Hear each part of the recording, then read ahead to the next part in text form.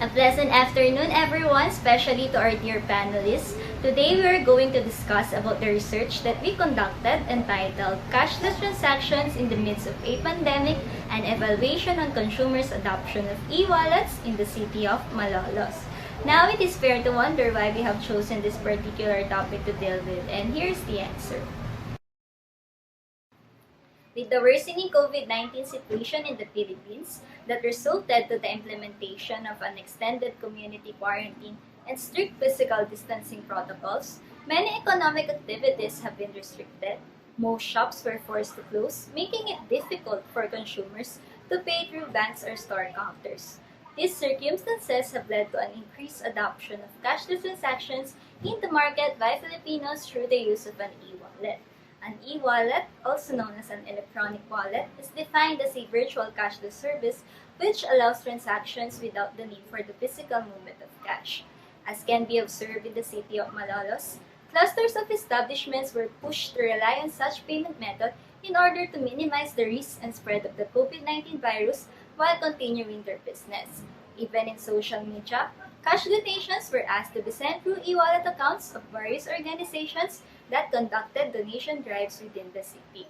Due to the increased adoption of e-wallets, it is important to understand how the consumers accepts the e-wallet as a payment method, especially with the privacy and security concerns surrounding digital transactions and considering the lack of sufficient financial technology awareness of the majority of the new Filipino users.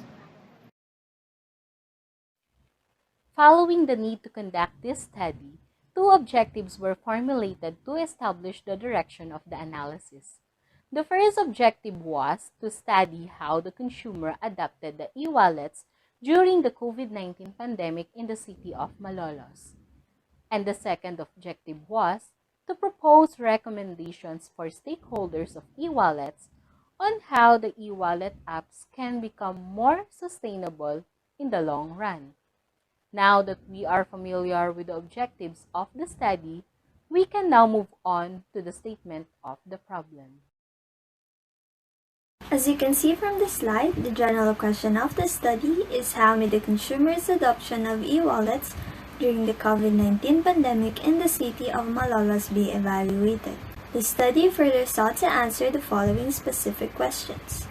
First, how may the profile of consumers be described in terms of age, gender, educational attainment, and occupation? Second, how have e-wallets been adopted by consumers in terms of frequency of e-wallet usage, most used e-wallet, and preferred e-wallet transactions? Third, how may the factors that determine the consumer's attitude towards adoption of an e-wallet be described in terms of perceived usefulness, perceived ease of use, and privacy and security? Last but not the least, what are the recommendations to stakeholders to improve the e-wallet services? The study is of great significance because it gives a perspective on the intent of consumers to engage in online transactions. It embodies a view on the consumer's adoption of e-wallets to conduct various kinds of business trading or services during a pandemic. Elaborated in this study is an understanding of why consumers favor various brands of e-wallets and of the factors that drive the consumers to acquire and utilize e-wallets. This research can support certain service providers such as Globe Telecom, PayMaya Philippines Incorporated, and Coins.ph to determine the feedback of their clients regarding the e-wallets they operate, so that they may improve their services' weak points to maximize their users as well as the efficiency and reliability of their services.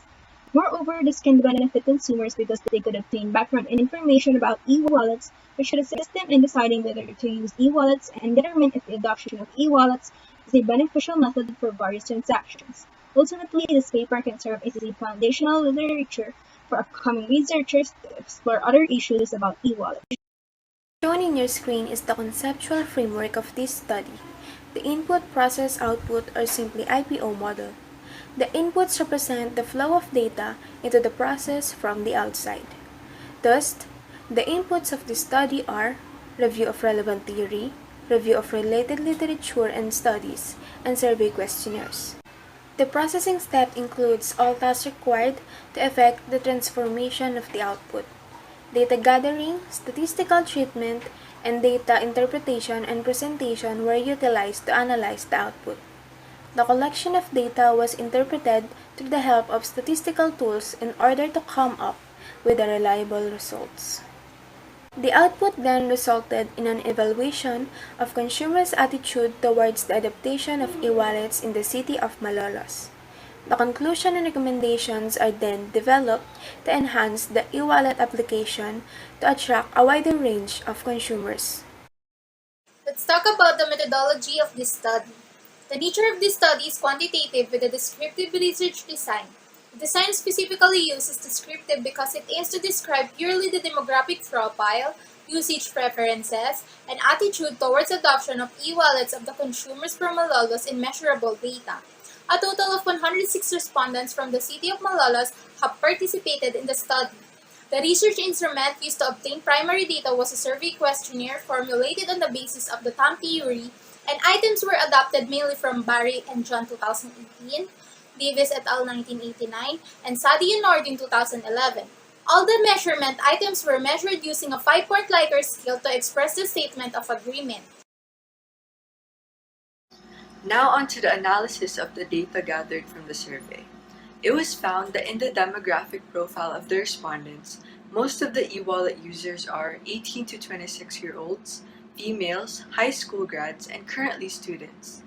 This emphasizes the explanations of Jam 2005 and Wang and Lee 2011 that younger users are motivated to use e-wallets because they are conversant with technology, and that those well-educated often have the capability to understand mobile value-added services.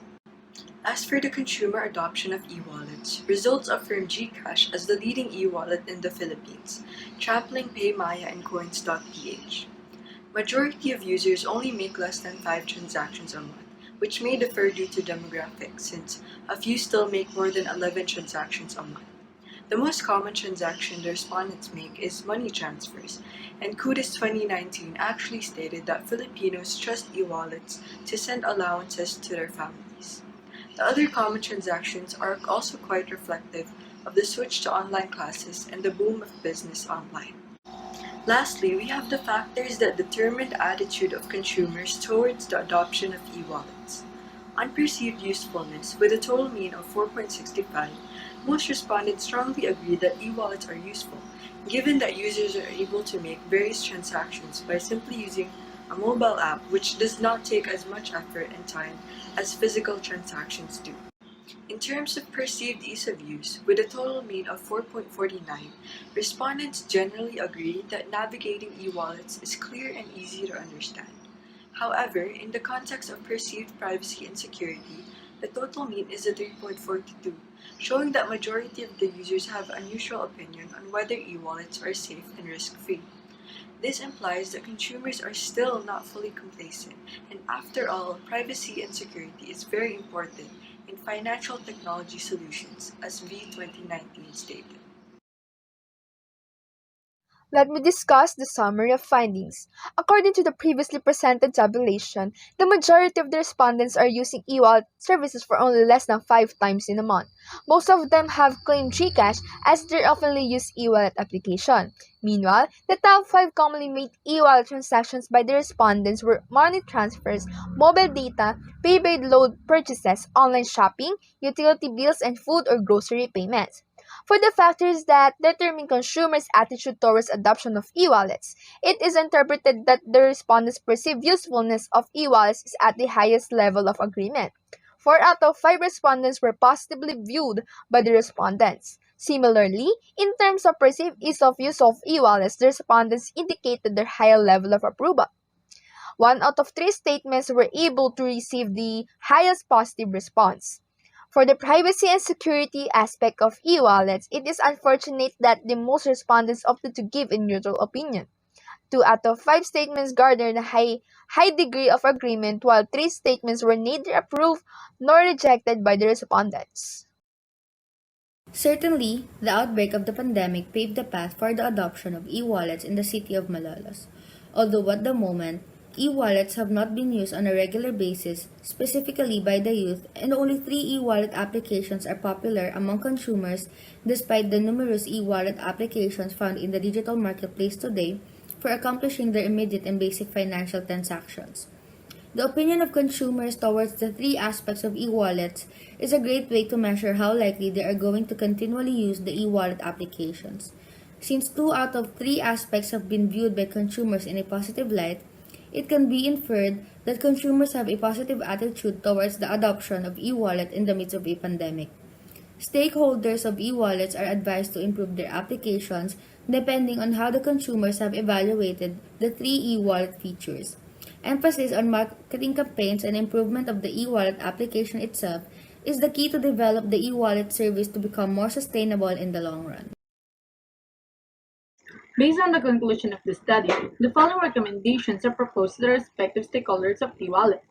First, the stakeholders of e-wallet companies should continue to diversify their reach, such as developing a platform where sellers can easily apply to integrate its e-wallet services on their website and businesses.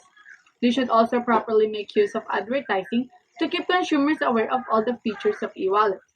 Second, stakeholders should regularly update the e-wallet apps to fix bugs and errors. They should design the e-wallet application in a way that the consumers are able to access a certain service in a straightforward manner. And lastly, the stakeholders should emphasize in their marketing strategies the aspect of security and privacy to increase consumers' awareness of the credibility of e-wallets. For instance, instead of marketing the e-wallet single-handedly, the stakeholders should engage with banking institutions and telecommunication operators to increase consumers' confidence when using the e-wallets. This concludes our presentation. Thank you, and we are now open for questions and clarifications.